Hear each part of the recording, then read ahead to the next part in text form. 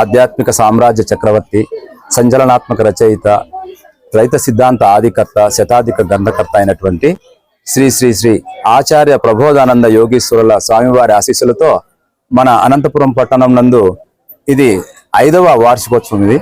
ఇది 5వ శ్రీకృష్ణ జన్మాష్టమి వేడుకలు మనం అందరం కూడా ఈరోజు పట్టణంలో అరవింద నగర్ నందు ఘనంగా జరుపుకుంటున్నాము. ఈ పండగ దేశవ్యాప్తంగా ఒకప్పుడు ఉండేది.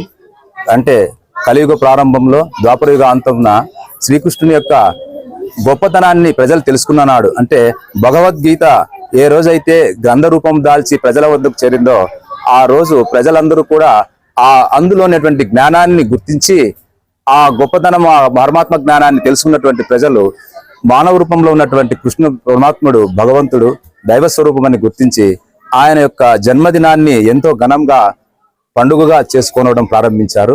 అప్పటి నుంచి ప్రతి సంవత్సరము కూడా ఉత్తర భారతదేశమంతా కూడా పండుగని శ్రీకృష్ణుని యొక్క జన్మదినమైనటువంటి అష్టమి రోజు, బహుళ అష్టమి, శ్రావణ మాసంలో బహుళ అష్టమి రోజు శ్రీకృష్ణుడు జన్మించాడు కనుక ఆ రోజును, అట్లే ఆయన మళ్ళీ గోకులంలో నవమి రోజున వచ్చిన తర్వాత దాన్ని కూడా గోకులాష్టమిగా నవమి రోజున కూడా 2 రోజుల్ని ఎంతో ఘనంగా ప్రజలు జరుపుకుంటున్నారు. ఆ 2 రోజుల్ని కూడా ప్రజలు మర్చిపోకూడదని ఆనాటి పెద్దలు అష్టమి కష్టము, నవమి నష్టము అని చెప్పేసి ప్రజల్లో ఒక నానుడి చెప్పారు. కనీసము ఏదైనా కొత్త పనులు ప్రారంభించాలంటే అష్టమి రోజు ప్రారంభిస్తే పనులు సరిగ్గా జరగవని, నవమి రోజు వస్తే నష్టాలు జరుగుతాయని చెప్పడం వల్ల ప్రజలు ఆ విధంగా భయం పెట్టడం వల్ల పెద్దలు ఆనాడు అప్పుడు ఆ భయం వల్ల ఏమైతుందంటే పనులు మానేసి దేవుని యొక్క జ్ఞానాన్ని తెలుసుకోవడానికి, కృష్ణుని యొక్క పండుగలో బాగా విశేషంగా పాల్గొనడానికి ప్రజలు ఉంటారని చెప్పి ఆ విధంగా నానుడి చెప్పారు.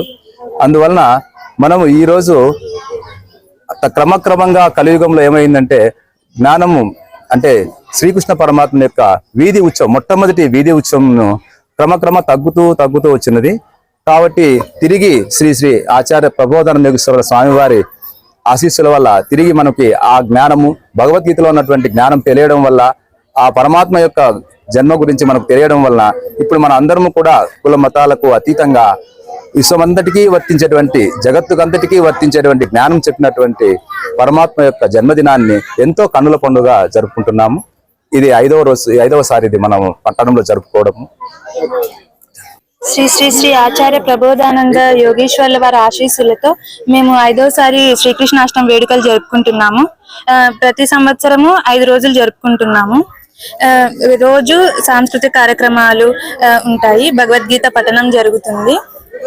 అసలు కృష్ణాష్టమి అంటే ఎందుకు చేసుకుంటారు, కృష్ణుడు నీలి రంగులో ఎందుకుంటాడు, నెమలి పింఛం ఎందుకు ధరిస్తాడు, వేణువుకి అర్థం ఏంటి, పాదాలు ఒకవైపు కృష్ణుడు వాలుస్తాడు దానికి అర్థం ఏంటి, అలా ప్రతి ఒక్కటి అర్థం చెప్తారు.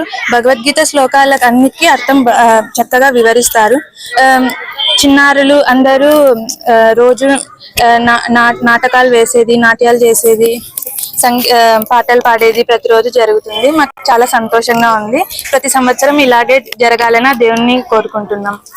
ముందుగా యావత్ ప్రజానీకానికి, ప్రజలందరికీ శ్రీకృష్ణ జన్మాష్టమి శుభాకాంక్షలను తెలియజేస్తూ శ్రీ శ్రీ శ్రీ ఆచార్య ప్రబోధానంద యోగేశ్వరుల దివ్య ఆశీస్సులతో అనంతపురం పట్టణం నందు అరవింద్ నగర్లో శ్రీకృష్ణ జన్మాష్టమి వేడుకలు 5వ వారం కోసం నిర్వహించడం జరుగుతుంది. కావున శ్రీకృష్ణుడు యొక్క గొప్పతనం, శ్రీకృష్ణుడు యొక్క సర్వశక్తికి ఆధారమై ఎవరికి కనిపించని రూపంలో ఉండి శ్రీకృష్ణ పరమాత్ముడు జన్మ తీసుకొని భూమి మీదకి వచ్చాడు. కావున అందరూ, ప్రతి ఒక్క ప్రజానికానికి శ్రీకృష్ణుడు కొందరివాడే కాదు అందరివాడు అనే విధంగా శ్రీకృష్ణాష్టమి జన్మాష్టమి వేడుకలు కుల మతాలకు అతీతంగా ఈరోజు ఇక్కడ అనంతపురం పట్టణంలో నిర్వహించడం జరుగుతోంది.